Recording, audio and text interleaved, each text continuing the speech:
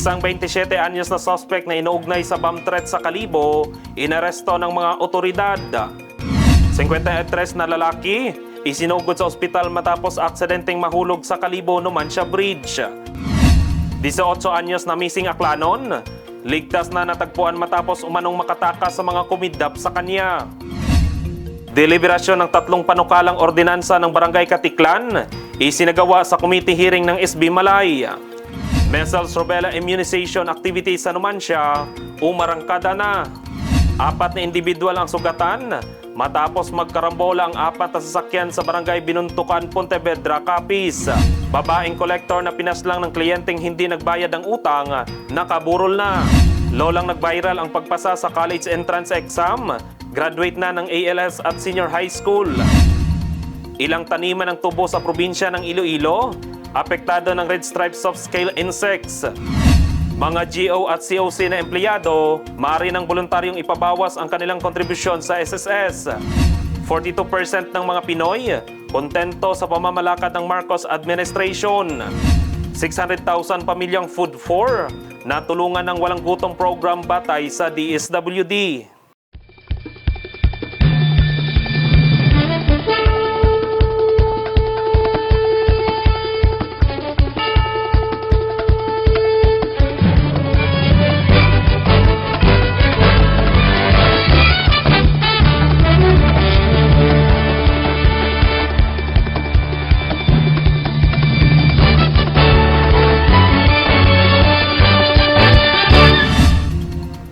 Magandang hapon, probinsya ng Aklan. Sa mga Kalibo Cable subscribers at sa mga Aklanon sa buong mundo, ito ang Kalibo Cable News. Sabay tayong napapanood sa Kalibo Cable TV Community Channels Facebook page at Community Channels 1 at 24. At narito mga balitang nakalap ngayong araw, August 14, 2026.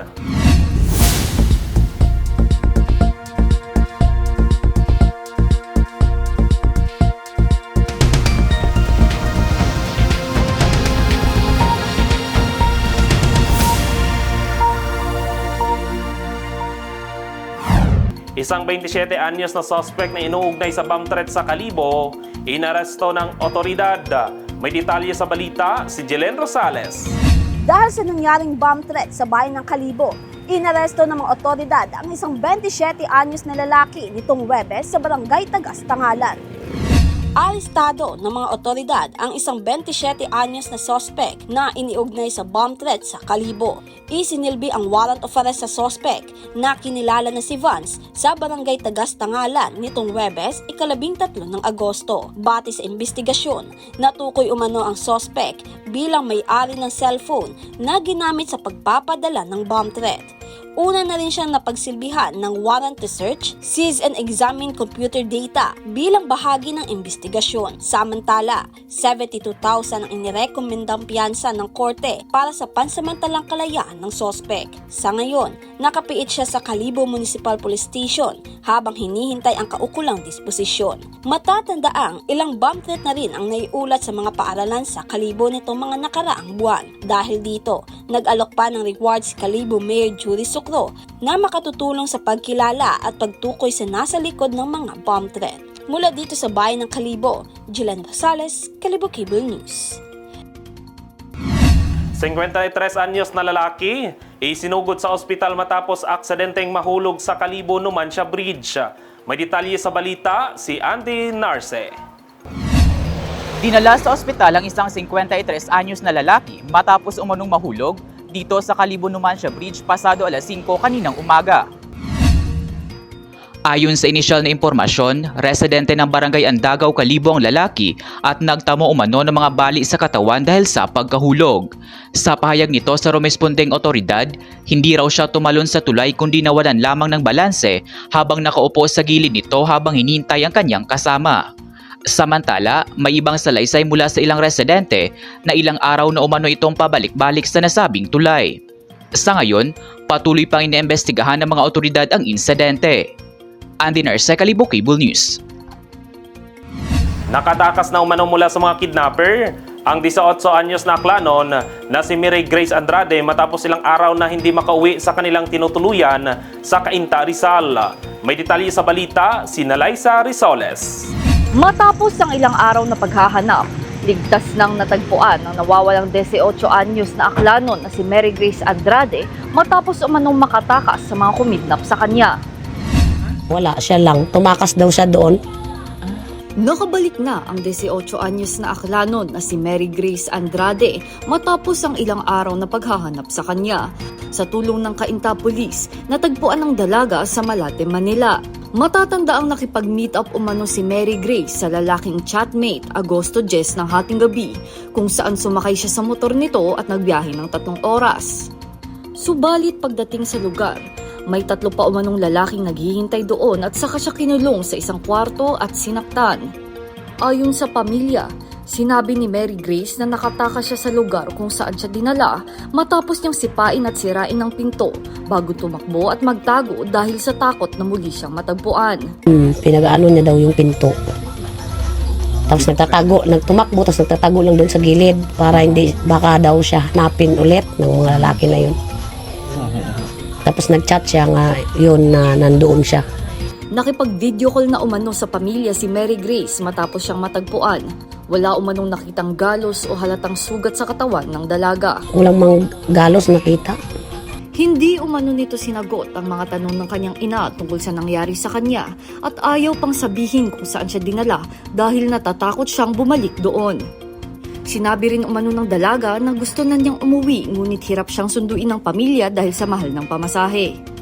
Samantala, sinabi ng pulis na isa sa ilalim si Mary Grace sa medical examination habang patuloy ang investigasyon sa insidente. Nalaisa Rosales, Kalibo Cable News. Isinalang sa committee hearing ng Sangguniang Bayan ng Malay ang 3 panukala na ordinansa ng Barangay Katiklan na naglalayong panatilihin ang kalinisan, kaligtasan at kaayusan ng komunidad. May detalye sa balita si Raymark Tirosio.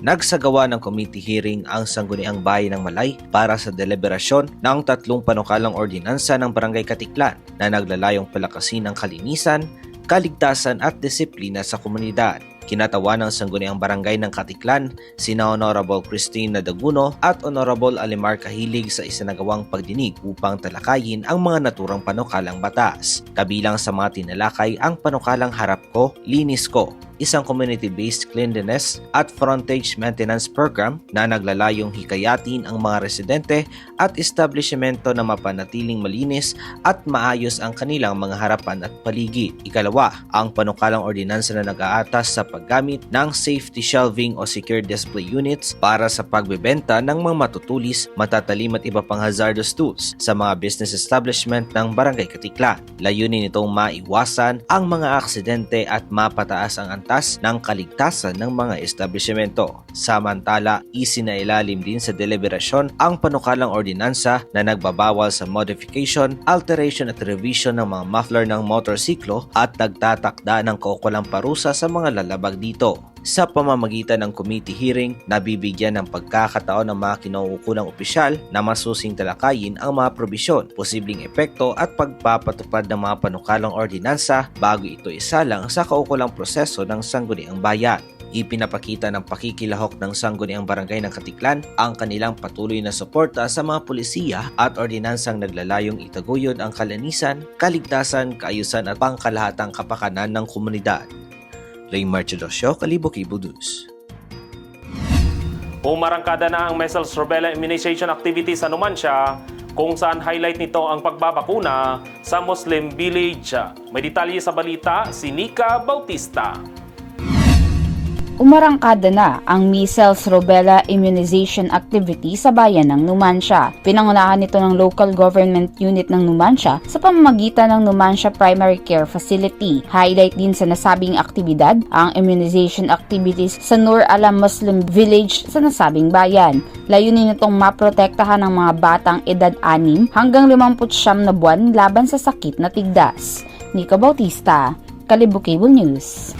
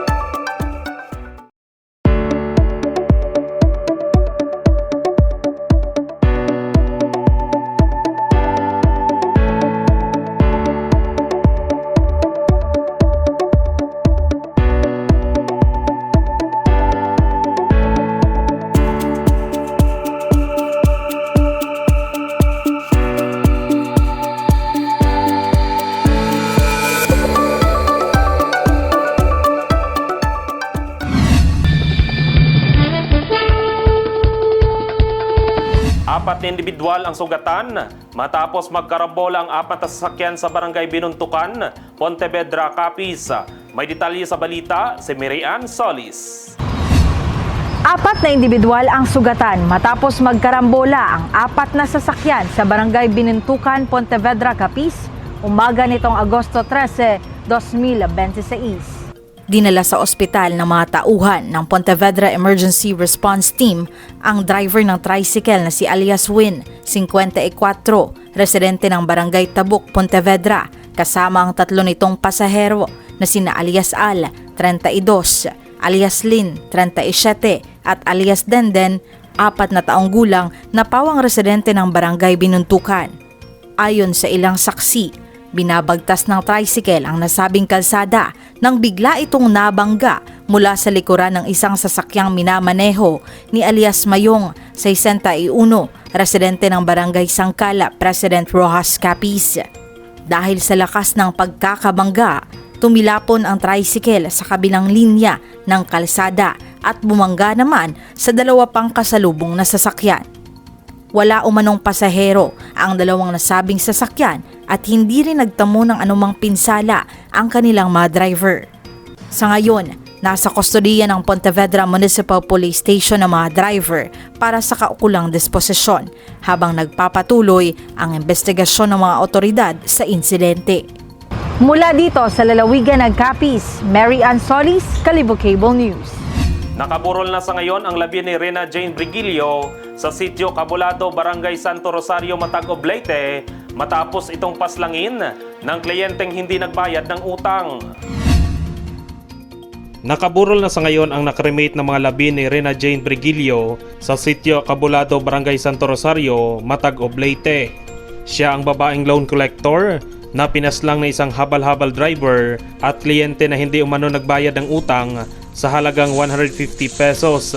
Kinilala at nahuli na ng mga otoridad ang sospek na si Piolo Jeromo Pon, ang pangunahing sospek sa kaso ng pagkawala at pagkamatay ni Brigildo. Umaasa ang pamilya na agad mapanagot ang sospek sa krimen at makakamit ni Rena Jane ang hustisyang kanilang hinihintay.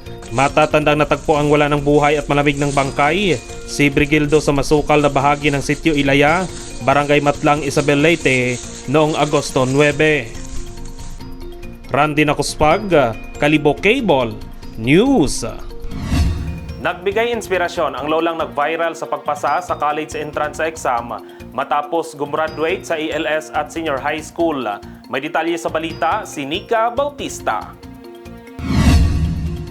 Isang 69 na anyos na lola mula sa Rizal ang naging inspirasyon sa marami nang mag-viral ang kanyang litrato na kumukuha ng college entrance exam matapos graduate ng senior high school. Sa will ni Lord, ayan, pumasa. Nakagraduate ako. Ito ako sa gilid. Nag-enroll si Lola Lilite Escal noong 2019 sa Alternative Learning System at ipinagpatuloy ang kanyang pag-aaral hanggang senior high school. Ngayon, nagpupursige siyang maabot ang pangarap na maging mamamahayag bilang isang third-year AB journalism student sa University of Rizal System sa Angono. Ang kwento ni Lola Lolita ay patunay na hindi hadlang ang edad sa pag-abot ng mga pangarap at hindi kailanman huli para matuto at magsimula muli. Nika Bautista, Kalibo Cable News. Ikinababahala ngayon ng ilang mga magsasaka ang pagkalat ng mampinsalang red striped soft-scale insects sa probinsya ng Iloilo. May detalye sa balita si Nicole Sumawang. Patuloy na minomonitor ng Provincial Agriculture Office ang pagkalat ng red striped soft-scale insect sa mga taniman sa lalawigan ng Iloilo matapos matukoy ang ilang lugar na may mataas na porsyento ng mga apektadong pananim. Ang red striped soft-scale insect o RSSI ay isang peste na sumisipsip ng katas ng mga pananim. Ayon sa Provincial Agriculture Office, isinasagawa na ang chemical at biological control measures para sa mga apektadong taniman upang mapigilan ang pagdami at pagkalat ng peste. Matatanda ang naglabas din ng datos ang Provincial Community Defense Action Center Iloilo mula sa Department of Agriculture Western Visayas ng mga listahan ng apektadong tubuhan ng red striped soft-scale insect. Ilan sa mga bayang apektado ang Dueñas, Pasi, Badyangan, Dingle, Balasan, Barotac Viejo, Banate at San Enrique. Pinalawak naman ang pagpapatupad ng Integrated Pest Management upang mas maagang matukoy ang mga lugar na may presensya ng RSSI at agad na maaksyonan. Nicole Sumawang, Kalibo Cable News. Mga GO at COC na empleyado, maaari ng voluntaryong ipabawas ang kanilang kontribusyon sa SSS. May detalye sa balita si Jelen Rosales. Maaari ng voluntaryong ipabawas sa sahod ng mga kwalipikadong job order at contract of service workers sa gobyerno ang kanilang kontribusyon sa SSS, PhilHealth at Pag-ibig, alinsunod sa Administrative Order No. 43 ni Pangulong Ferdinand Marcos Jr. Ang mga kontribusyon ay otomatikong i-remit ng kanilang ahensya sa mga kinauukulang social protection agencies. Saklaw nito, ang mga national government agencies, GOCC at state universities and colleges. Hinihikayat din ang mga local government unit na ipatupad ang naturang probisyon upang mas mapadali ang access ng JO at COS workers sa mga benepisyo ng SSS, PhilHealth at Pag-ibig. Jelena Rosales, Kalibo Cable News. 42% na bilang ng mga Pinoy nagsasabing kontento sila sa pamamalakad ng Administrasyong Marcos. May detalye sa balita si Nika Bautista. Nasa 42% ang bilang ng mga Pinoy na kontento o nasisiyahan sa pamamalakad ni Pangulong Ferdinand Marcos Jr. ayon sa survey ng Social Weather Stations. Isinagawa ang survey noong June 20 hanggang 29 kung saan mas mataas ito kumpara sa resulta noong Marso. Ang mga respondent na nagsabi ng very good o lubos silang nasisiyahan sa pamamalakad ay sa larangan ng edukasyon at kapakanan ng mga mamamayan. Pinakamataas ang nakuhang marka sa basic education sa mga pampublikong elementarya at high school na nakakuha ng satisfaction score na plus 68. Sinundan dito ng pagpapahusay sa kalidad ng edukasyon na may score na 58, pagtugon sa pangangailangan ng mga mahihirap na nasa 52, at pagbuo ng mga polisiya sa paglikha ng trabaho na umabot sa 51. Nika Bautista, Kalibo Cable News. 600,000 pamilyang Food for na tulungan ng walang gutom program batay sa DSWD. May detalye sa balita si Jelen Rosales. Umabot na sa 600,000 na food poor families ang natulungan ng walang gutom program ayon sa Department of Social Welfare and Development. Batay sa survey ng Social Weather Station, bumaba ng 6.7 percentage points ang karanasan sa gutom ng mga benepisyaryo, habang tumaas naman ang food security at bumaba ang food poverty. Sa ilalim ng programa, tumatanggap ang mga kwalipikadong pamilya ng 3,000 pesos na buwanang food credits sa pamamagitan ng EBT card para makabili ng masustansyang pagkain.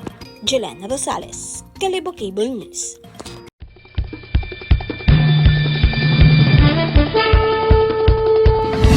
At yan ang mga balitang nakalap ngayong araw. Maraming salamat sa inyong panonood. Ito si Randy Nakuspag at ito ang Kalibo Cable News.